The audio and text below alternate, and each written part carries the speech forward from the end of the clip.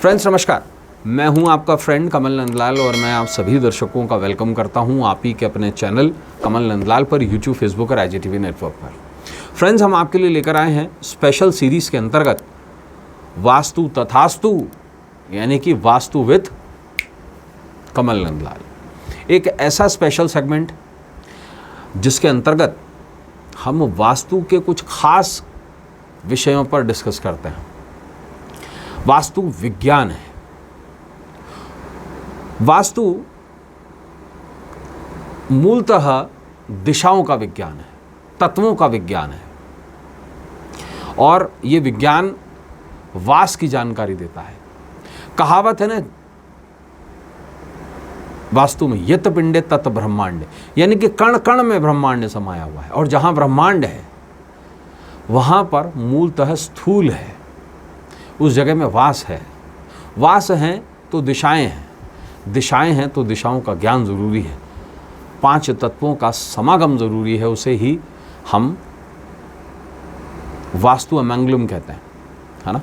आइए इस बारे में जानते हैं। लेकिन आज का जो हमारा विषय है वो बेहद खास है, वो है वास्तु अलर्ट, यानी कि वास्तु की चेतावनी।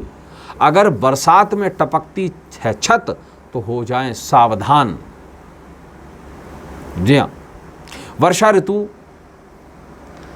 साल में आती ही, और कई भारत में तो कई ऐसे स्थान हैं जहाँ 6 महीने से 9 महीने तक बारिश पड़ती है, और उत्तर पूर्वी भारत में और पूर्वी भारत में तो पूरे साल भर बारिश पड़ती है रोज़, या हफ्ते में कम से कम 5 दिन, हो सकता है 4 दिन भी, 6 दिन भी। पूरी दुनिया में अलग अलग वातावरण के देश हैं, लेकिन भारत एक ऐसा देश है जिसमें लगभग 6 मौसम होते हैं। वैसे पतझड़, सावन, वसंत, बहार ये तो बोला जाता है, लेकिन इसके साथ में मूलतः 2 मौसम और भी हैं। सावन के साथ साथ एक मौसम है सर्द और दूसरा मौसम है गर्म, है ना। ग्रीष्म ऋतु और शिशिर ऋतु, या हम शरद ऋतु कहें जिसे। लेकिन बात आज करेंगे वर्षा ऋतु पे। देश में मैंने जैसे कहा 6 मौसम है, और बरसात का जो प्रारंभ हो जाता है वो आषाढ़ महीने से हो जाता है। आषाढ़ यानी कि वो महीना जब सूर्य मिथुन में आ जाते हैं। मिथुन जो है वो बुध की राशि और हरियाली का प्रतीक है। तो हरियाली तभी होती है जब आसमान से पानी टपकता है। बरसातों में अमृत रूपी जल आकाश से बरसता है। जल 5 तत्वों में से एक तत्व है जिसकी महत्वता प्राणवायु के बाद सबसे ज़्यादा है। देखिए, वायु के बगैर तो कोई जी ही नहीं सकता, और सेकेंड इम्पॉर्टेंट है जल। भोजन के बगैर तो फिर भी व्यक्ति जी लेगा, लेकिन वायु के बगैर, प्राणवायु के बगैर और जल के बगैर जीना असंभव है। और जल की जो महत्वता है वो सर्वाधिक है। जल को वरुण भी कहते हैं, और इसे अमृत का तत्व भी माना गया है।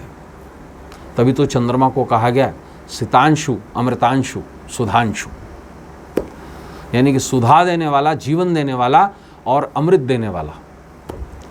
वर्षा ऋतु में एक आम परेशानी तो है, कपड़ों में बदबू तो हो ही जाती है, लेकिन साथ साथ दीवारों में, छतों में रिसाव हो जाता है पानी का। और ये पानी का रिसाव वास्तु दोष में तब तब्दील हो जाता है जब किसी स्थान की छत टपकने लग जाए। छत मतलब इज्जत, छत मतलब आसरा, छत मतलब वरद। कहते हैं ना छत्र छाया, छत का मतलब जो शब्द छत्र है वो छत से ही निकला है। आज बात करेंगे वास्तु में, इस एपिसोड में, बरसात के दिनों में टपकती हुई छत के बारे में। आइए इस बारे में पूरी जानकारी लेते हैं। देखिए, पृथ्वी पर लगभग 70 से 80% जल है, और जल का यही प्रतिशत हमारे शरीर में भी है। आप एक अंदाज़ा लगाइए कि आपके शरीर से अगर पानी टपकना शुरू हो जाए तो, और वो पानी अगर सर से टपकना शुरू हो जाए तो, ये जो सर का ब्रह्मानंद केंद्र है ये हमारा 12वां भाव है। वास्तु इस ब्रह्मांड में पंच तत्व का समागम है। इसी पंच तत्व की स्थापना का जो मूल है वही वास्तु का सिद्धांत है। अगर कोई भी तत्व अधिक हो जाए तो वास्तु दोष उत्पन्न होते हैं, और कोई तत्व अगर रिसाव शुरू कर दे तो वास्तु तत्व शुरू हो जाता है, वास्तु दोष शुरू हो जाते हैं। वास्तु का मूल उद्देश्य है पंच तत्व के समागम के साथ साथ ऊर्जा को संतुलित करना। नेगेटिव ऊर्जा का उत्सर्जन हो और पॉजिटिव ऊर्जा का अर्जन हो। वास्तु के पंचतत्व विधान के अनुसार जल का संबंध व्यक्ति के स्वास्थ्य और धन से होता है। वास्तु के सिद्धांत के अनुसार किसी भी स्थान की छत का संबंध कुंडली के 12वें भाव यानी हानि के भाव से है। 12वें भाव से हम हानि, हॉस्पिटलाइजेशन, जेल यात्रा से कष्ट, दवाओं पे खर्च, विवाद, कोर्ट केसेस इत्यादि इत्यादि देखते हैं, और इससे बीमारियों पे होने वाले दवाइयों के खर्चे को, सर्जरी के खर्चे को, हॉस्पिटलाइजेशन को भी देखते हैं, और साथ साथ में सांसारिक सुख को भी देखते हैं। बरसात के दिनों में घर की छत से पानी का टपकना एक बहुत बड़ा वास्तु दोष है, जिससे व्यक्ति का 12वां भाव और जल तत्व ये दोनों चीज़ें प्रभावित होती हैं।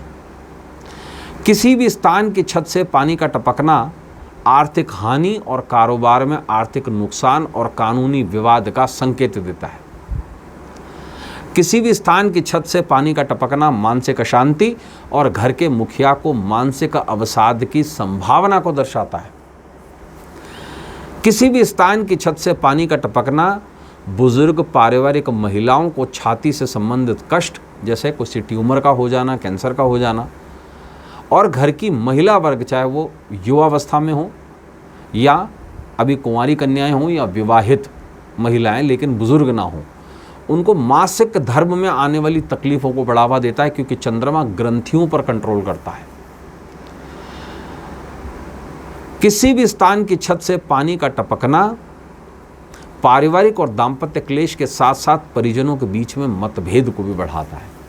तो कोशिश ये करें कि अपनी छत को ठीक करवाएं, और विशेष रूप से अगर छत में बार बार पानी जमा होकर रिसाव होता है तो उसके लिए विशेष रूप से एक वास्तु का एक यंत्र आता है जिसे हम कहते हैं चंद्रयुति। उस यंत्र का प्रयोग करके और घर की छत को रिपेयर करवाएं। तो दोस्तों, आज हमने जाना कि टपकती हुई छत कितनी बड़ी मुसीबत है। ऐसी ही विशेष जानकारी के साथ में कल आपसे फिर मुलाकात होगी। आज के लिए बस इतना ही, इजाज़त दीजिए। नमस्कार, नमः शिवाय।